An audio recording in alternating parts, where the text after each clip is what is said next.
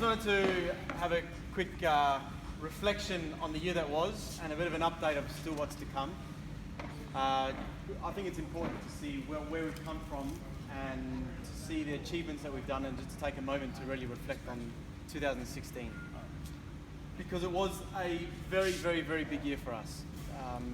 Some of the achievements that we've had this year, and I'll just rattle through some of them. We've started the implementation of lean manufacturing. This is a journey that will take us a good couple of years to get to the end goal of where we want to be, and it's a journey that will go on forever. But for the first couple of years, it's the intensive part of really streamlining our operations and getting to the real nitty-gritty of how to increase efficiencies. So that's been a really good improvement and something that we'll continue the journey on. The other part, which again we'll come to a little bit later, is the 5S. Thanks to Jason and everyone else as well, but the 5S on this site has really been taken to a whole new level.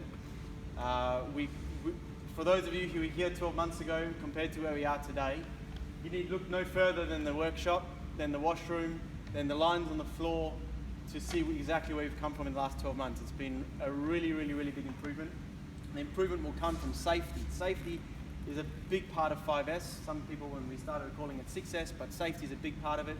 Housekeeping, efficiencies, going to the workshop and finding a 2-inch thread or a nut or a fitting or a pneumatic part could have taken hours before, sifting through buckets and tubs and God knows where it was. Whereas now it's very clearly labelled. You go in there, you pick it and you're out. So that's been a very, very, very big improvement. The biggest improvement, of course, has been the 2 Pamasols that we've invested in. These 2 Pamasols, the one we just saw in A1, has come at a huge cost. These machines are world's best. They are Swiss made. They are made for the very biggest and best of manufacturers. You cannot get any bigger and better than what we've bought. The second most expensive aerosol lines are like half the price. So this is really the creme de la creme.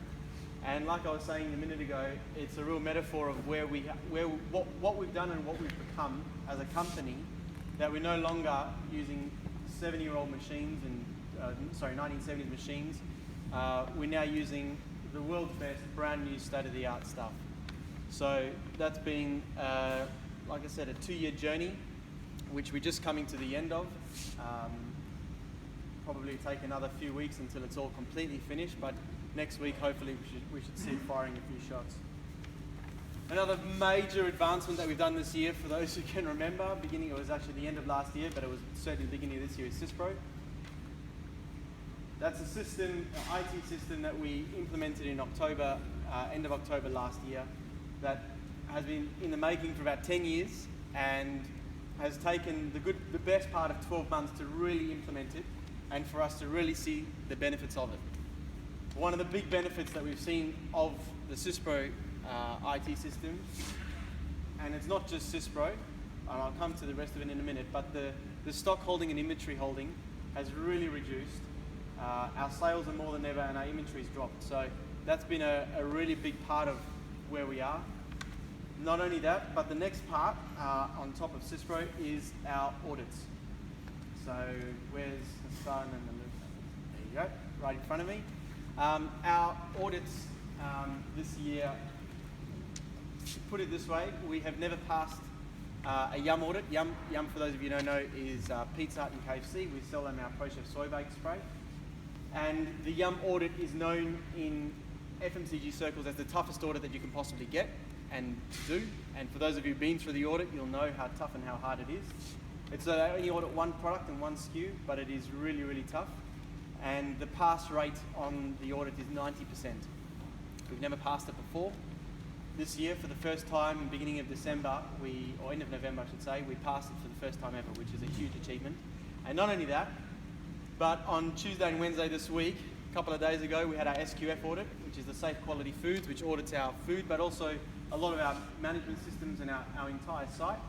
And again, for the first time ever, we achieved a rate of excellent, which is the best you can get.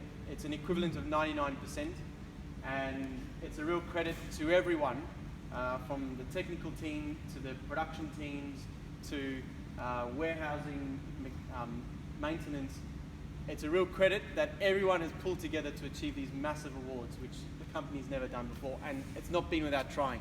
We get it audited by Yum twice a year and by SQF once a year, and we've had that for the last 5-10 years. So that's 30 audits or whatever it's been we've never passed, and this year in December and November we passed them both for the first time, which is really excellent. Still on audits, as part of being a supplier to Unilever, and I said this at the Christmas party last year, we had to comply with their safety standards, which is called their Red Book standard. This is also known in aerosol manufacturing circles as the real bar and the real safety standard of world-class manufacturing. They take the British standard, they take the European standard, they take the Australian standard, and then they double it. And they said to us, that's where we want you guys to be if you guys want to fill for us. We took on the challenge. The challenge was throughout, particularly in the engineering department, where we had to put in a lot of new engineering bits and pieces and really engineer. The idea is to really engineer the site to take away the onerous and responsibility of emergency procedures and take part of that away from people and from human, which are sometimes prone to errors, and put that in the hands of a really safe system. We've done that in A1. We've put in the deluge system, we've put in the interlock system, where now if there's emergencies, and we heard it only 10 minutes before here, alarms go off, sirens sound, evacuations happen, fire brigade gets called, deluge system goes off, water sprinklers go off, and it all kind of happens automatically, which from my perspective is an investment in our people, in the dedication to safe work practices and culture, and a real stand to say that we are here, we are into aerosol manufacturing for the long term, and we are about having a very safe culture. So that's been a very costly and a huge exercise that we passed, and again the pass rate on that was 95%. We had to achieve 95% of every single thing that they had, and they had lists and lists and lists, and we got to 97, 98%, and we'll get even more than that soon. So yeah, this year has been certainly a year of passing audits. On top of that, we've had a very good safety record, where thank God there hasn't been major incidents, and again it's a credit to everyone and their safe culture, and our safety committee. Craig, where are you? There you are. So our safety committee, which is functioning very well and continues to do so. This year has also been a year of MPD. We've never had so much MPD going on before. For those of you involved, whether it's in artwork, whether it's in regulatory compliance, whether it's in production, warehousing, maintenance, everything, this year we've pumped out an enormous amount of MPD. Historically, if we put together 10, 15 MPD projects in a year, it would have been big. At one stage, just with pest, we had at least 45 projects just in the pest at one time. So NPD has been, again, a massive year and continues to do so. We've got a whole bunch of new projects all on the go currently.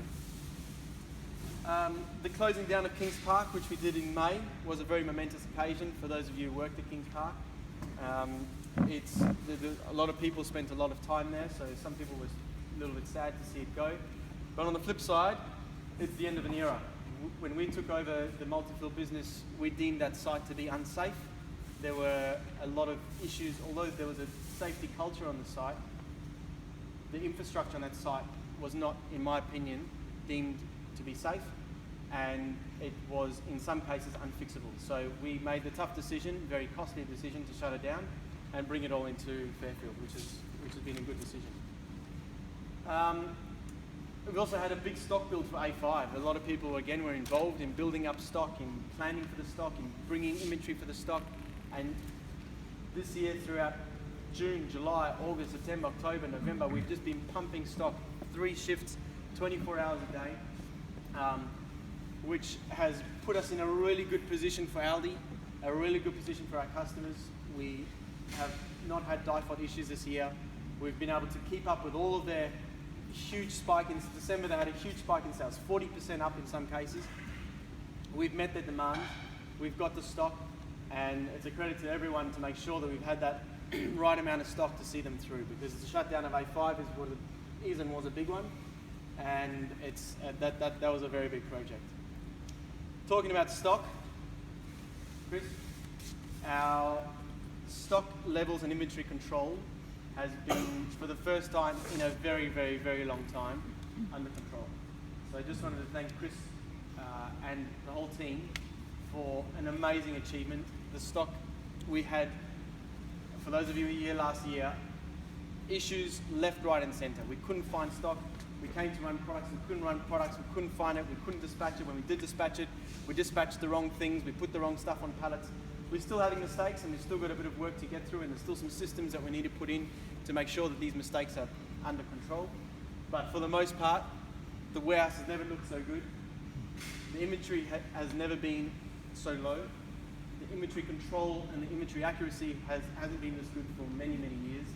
And this hasn't been by mistake. This hasn't been just wake up one day and it's good again. It's been an enormous amount of effort, of work, of persistence, of systems, everything to make it really turn that corner. So well done to Chris and the team for getting us there. One last thing. In January this year, we commissioned our solar power, which is on the roof. Sometimes you can see the shadows over the skylights there. Just a quick note on our solar. It's something that we can all be quite proud of, that this year we reduced carbon dioxide on this site by 231,453 kilos as of about an hour ago when I printed it out. We've reduced nitrogen oxide by 94.3 kilos, sulfur dioxide by 22 kilos. A lot of you may not know what that means. So in simple terms, the greenhouse gases, we reduced the greenhouse gases that 51 passenger cars would emit over the course of a year. So we've taken essentially 51 cars off the road. Or to put another perspective, we've reduced the energy to power 959 computers for a year, or the energy to operate a television for 866,000 hours is what these solar panels have generated over the course of a year, which is the equivalent, which is, for those technical people, 124.6 megawatts, which is a great achievement and something we can all be proud of, the environmental impact. A great year. Now, a little bit on the year ahead. The next month or so will all be about getting A5 bedded down. The A5 will obviously take on a lot of the volume of the work, a lot of the pressure of some of the other lines, of all of the other aerosol lines, and it'll be that's going to be the big focus. It's been a massive investment, and we want to see it through to the point of saying that it's now running and it can take the pressure off all the other lines. There are more new products coming. The new products have not stopped and will not stop. I think Mike briefly mentioned that you're going to take home one of the new, the Hovex Flying Mosquito Shield. Where's Andrew? That's been Andrew's massive project for about 4 years, getting that product to the position of putting it on the market. There's a wad of paperwork, if anyone's interested, about this thick of efficacy, of trials, of data, of research and development, whatever you can think of to ensure that that product is not just a good product to put on the shelf, but it is literally groundbreaking, world groundbreaking stuff and innovation. Again, something that I'm very proud of. It's one of my really pet lines that I love and I use, and I think we'll get the sales in years to come for many years ahead. So a credit to Andrew, but also it's a sign that these products are continuing. It's now in the market. Tomorrow night, we're going to start a national advertising campaign on TV, which will go for a couple of weeks. It's sold in Bunnings stores, and there's pallet allocations in each store, and everyone will take one home. The benefit of that product is that you spray it and it lasts for 6 hours. You spray it around your barbecue, and it will kill flies and mosquitoes in the air for 6 hours. So it's groundbreaking stuff, and there's more of that to come. That's just one project. Other projects, following the fantastic work from Jason on the maintenance and the 5S, there's a whole mech system that we're going to be implementing, which will help our preventative maintenance and maintenance team to maintain our machines safer, quicker, better, more timely, and keep the record keeping. Procurement, there's a lot of stuff to tighten up in terms of supply, in terms of secondary sources of supply, local suppliers, lower inventory levels, etc. There's a whole lot of projects to go on for next year. In terms of production and maintenance, there's a lot of autonomous maintenance that we'll be putting in place next year, where the operators on the lines will be doing the bulk of the maintenance activities on the lines. Sales, there are going to be Shane and I, but as well as the team in Perth, have been working very hard on new sales opportunities, new customers, new areas of growth. Personal care and pharmaceuticals is a big area of growth for us. New third-party customers, Aldi food projects, etc. From a technical perspective, there's blue books, and you'll see more of the blue books to come, where we're going to be consolidating all of our technical understanding per product in very neatly laid out files. And then of course the finishing up of A5. Lots more. This year has been a very, very big year. And we will see the year of 2016, I'm sure, for many years, decades to come, as a year where we really lay the foundations of the business. We've got new people on board, we've got systems on board, we've got new machinery on board, and it's a year where we'll say that 2016, we set the foundations and the launch pad for what is to come. The two new machines that we just saw, much like A2 and A3, A2 and A3 are 30 years old, 40 years old. A1 and A5, I have no doubt will go for another 40 years, chugging away, producing tens of thousands, millions and millions of aerosol cans. So, and I hope that most of you will be here to see it in 20, 30, 40 years. In the last couple of years, we've really had to restrict our sales ability and rein in our sales people to say, don't sell. We don't have the capacity in our aerosols to sell. So don't go offering products, don't go pitching for new business. Hold your horses, wait for these new machines. We bought the new machines and we've told them to wait for these new machines to come. The new machines are now in, and the sales team for the last few months have been aggressively going out and trying to win business. On that end, just this week, it'll be announced a bit more formally, but we've picked up the business of the Aldi canola spray, or the bulk of the business for the Aldi canola spray, starting in May next year, which is huge and something we've been working on for a while. And this week we've also picked up the Woolworths personal insect spray business. That's just this week, a couple of SKUs. That's probably equating to about 1 million cans a year. And we will continue to go out there and bat and go out there and win some more business. So that's been very good. Finally, on a personal level, I really, really wanted to thank Marc Xmas for Mike's endless hours of commitment to the company. Knowing that Mike is here and that Mike is around and that Mike is committed to every single nook and cranny of the business really allows me to sleep a little bit better at night and to know that it's under control. Not just Mike, but everyone in the company. I just wanted to personally say thank you, not just to you, but like I do every year, to your spouses and to your families. The work and the commitment and the hours that you put in is a time away from your family, so I just wanted to pass on my thanks to your spouses and families and people that you for going to spend time here. So thank you to all of them, and thank you very much to all of you. It's been a big year, it's been a great year, and let's hope that next year is even bigger and greater. So thank you. Have a good Christmas.